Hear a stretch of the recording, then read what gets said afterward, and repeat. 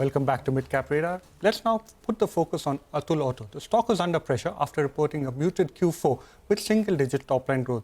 Margins slipped 110 basis points on a year-on-year basis. In fact, the company sold around 7,844 units of three-wheelers in Q4.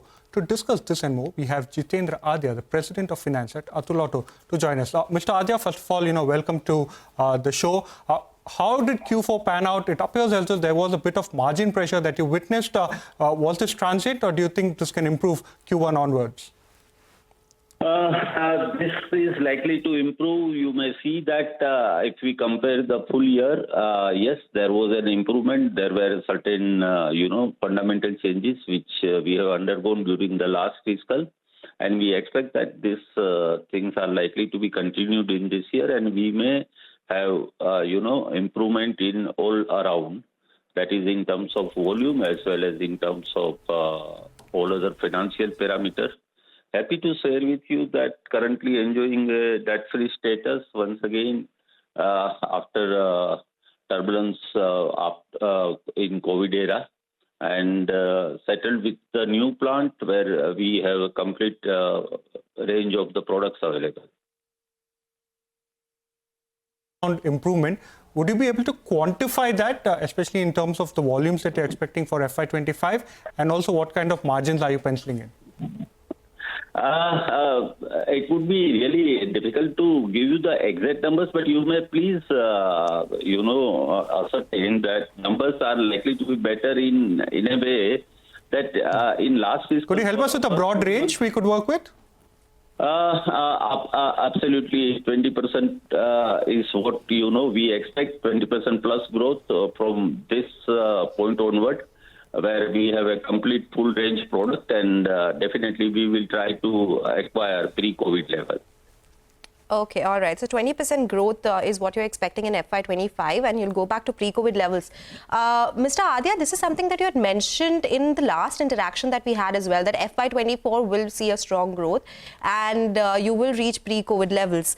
Can you give us a sense of how much was the EV sales in your overall portfolio, and how much of it will be contributed in FY25, a percentage contribution that you'll see in FY25 from EVs itself? See, there are two different categories of EV. One is L3, other is L5. Currently, in my sales composition, EV contributes somewhere close to 25%, which is expected to grow further in the coming year. And there will be a combination of both category of vehicle, L3 and L5. L5 actually has been seeded in a couple of markets where we are really thrilled with the results and feedback given by the end user. And we expect that in this year, we will be able to ramp up the volume with L5 as well.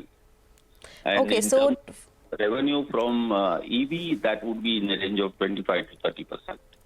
Would it come at higher margins as well? What kind of margin picture are you looking at in FY25 with the growth in EV vehicles as well? See, margin profile is almost, similar to the conventional vehicle or ICE vehicle, if I say so. And this is going to be the first year with L5. Let us first, see the product properly. And once that product is established, we can discuss further on margin. Okay. Mr. Adhia, now give us a sense of how the export market is panning out. Give us a sense of how much it contributes to the top line in FY24. Where do you expect it in FY25? And do you see year-on-year growth as far as exports are concerned? Definitely, yes. In last fiscal, the revenue was close to 9% from export. We are still in a seeding phase of gasoline vehicle in various continents, so that is in Africa as well as in Latin America.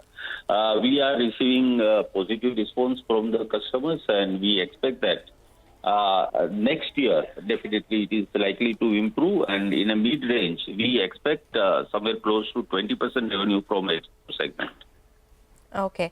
Mr. Adhia, what was the capacity utilization in Q4? What did it average at? And since you're saying growth will improve, demand is improving, will that number also improve in FY25?